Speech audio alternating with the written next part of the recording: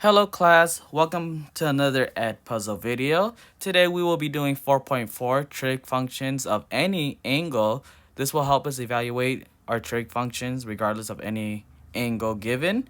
So this is very helpful for us. And let's begin. So we're going to start off with example 1. Evaluate all 6 trig functions.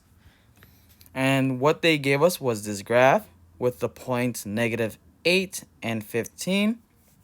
And you're like, what do we use this for? Well, we know that -8 is our x value. So we have -8. Our y value is 15. So we have 15 here. And we can find the hypotenuse or our r value. And that will be using the Pythagorean theorem. We'll get c squared equals -8 squared plus 15 squared. And then that would be c squared equals 64 plus 225. And then c squared equals 289. And then the square root of 289 is 17. So we found our r value is 17. Now, you're like, so what do we do with that? If you see in the bottom right here, I'm going to highlight it for you.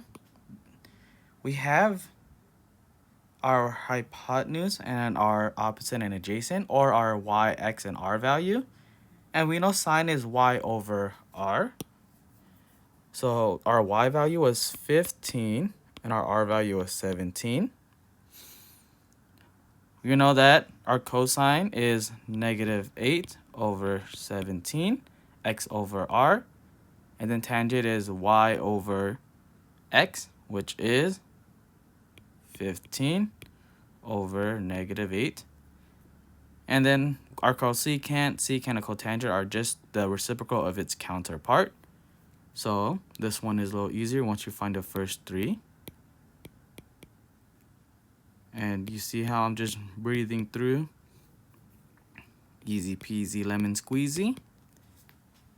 And there we have it. Mission to Win just found his 6 trig functions with that given. So now let's take a look at part B. Part B, this one will be you doing this for me and see how you find all 6 trig functions using that point there, which is -3 and -1. Let's see how you do, and we'll get back once you finish this problem. All right, now that you've finished that problem, let's see how you did. I will start off by plotting the points, -3. And we also have -1. We have to find this r value, which I know is going to be 2, because the c squared equals 3 plus 1 will be c squared equals 4. Square root of 4 will be 2.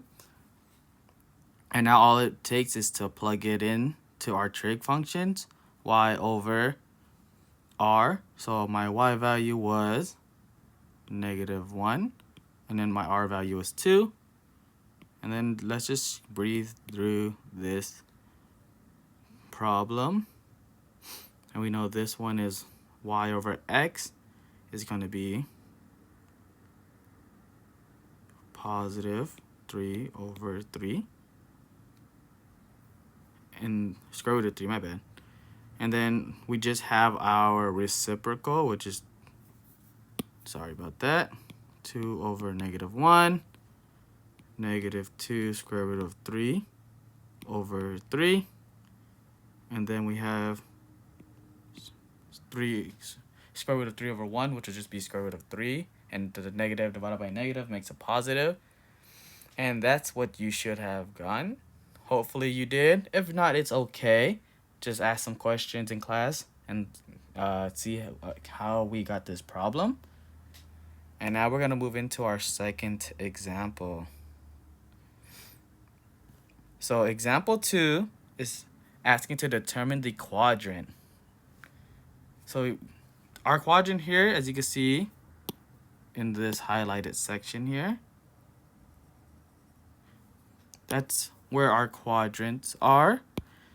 And questions examples of question that would be asked is if sine theta is greater than 0, meaning that it's positive, our y value, and cosine theta is greater than 0, that means our x value is positive, which quadrant is this to right here if my x and y value are positive? And I see quadrant 1 says positive x, positive y, so I see quadrant 1 working. Quadrant 2 says negative x. I know we're not supposed to have a negative x, so that's already out of the question. Quadrant 3 says negative x and negative y. I'm looking for both positive, so that's out of the question. And then quadrant 4 has a positive x but a negative y, and I wanted my sign to be positive, so we know that it's quadrant 1. That's pretty simple. Now part B said my y value sign is positive, so I know it's going to be either quadrant 1 or quadrant 2.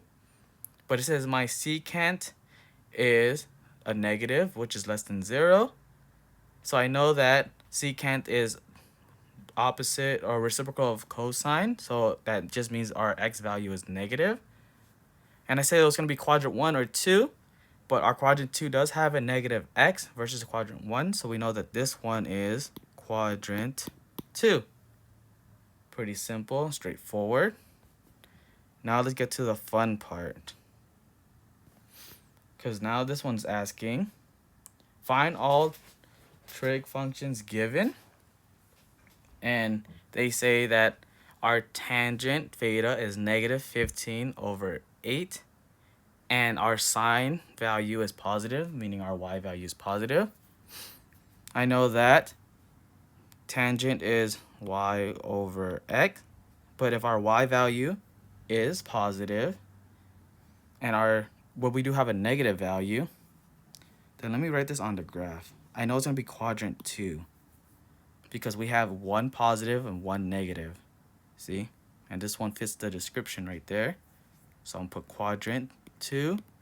I know that's what I'm looking at. So I know that this is going to be my negative 8 and positive 15. And we did something similar before, but so we know that this is going to be 17 if we do the Pythagorean theorem. And once we get all that information, it's just back to plug it into to find what our trig function is, which is, sine is y over r, 15 over 17, negative 8 over 17. This one is 15 over negative 8, 17 over 15, negative 17 over 8, and negative 8 over 15. Woo, my 5 is horrible.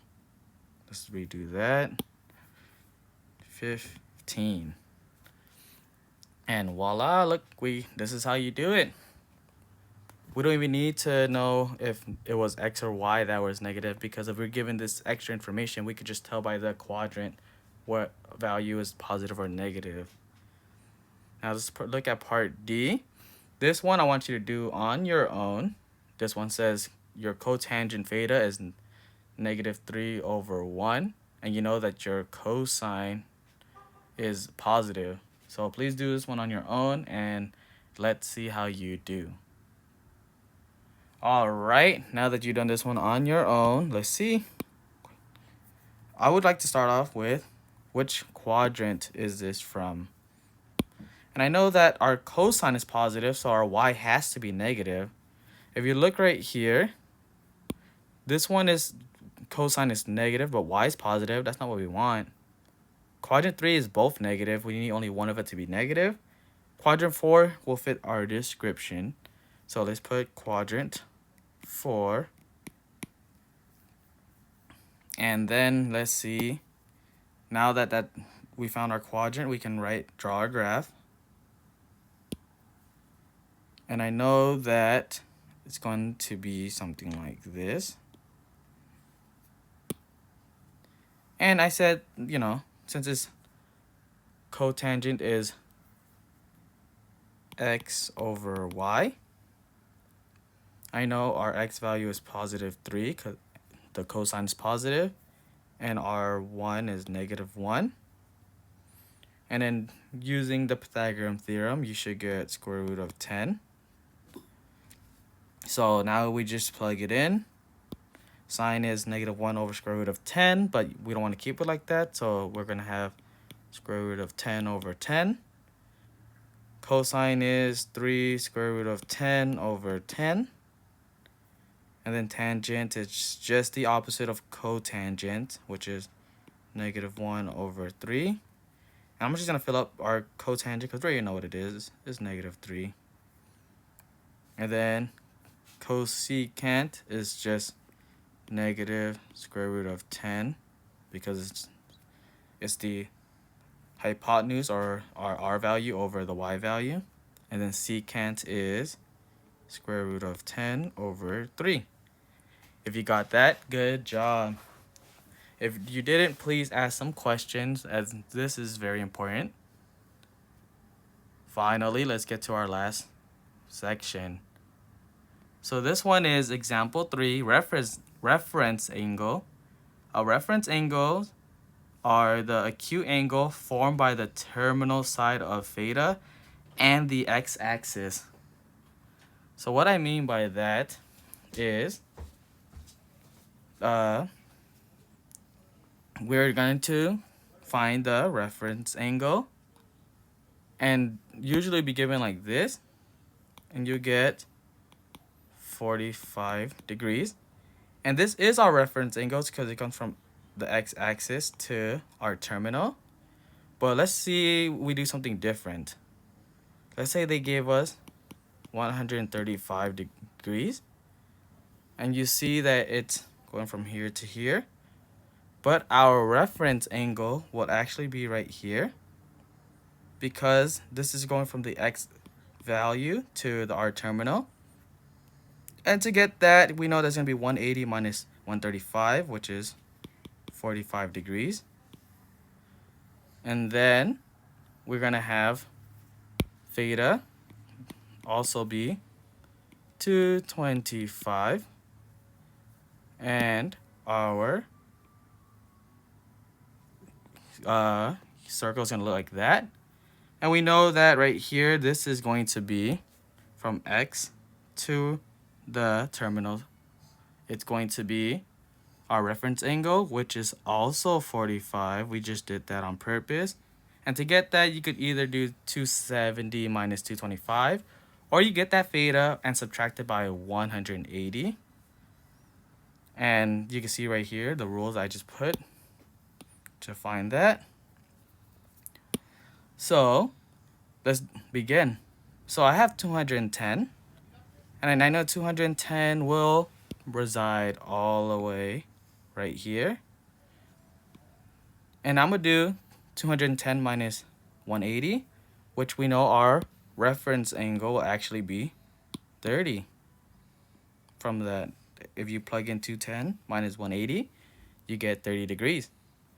Now let's do 5 pi over 3. You're like, oh wow, what is that? Don't worry. If you do the whole circle, you get that it resides into the 4th quadrant. And all you have to do from here is 2 pi minus 5 pi over 3. And you should be left with pi over 3. Lastly, let's do our 307. Same thing. We know it's going to reside in the 4th quadrant because it's bigger than 270. And all we got to do is 360 minus 307. And then we get this reference angle, which is 53. And that will end our video for today. If you have any questions, comments, or concern, please let me know now.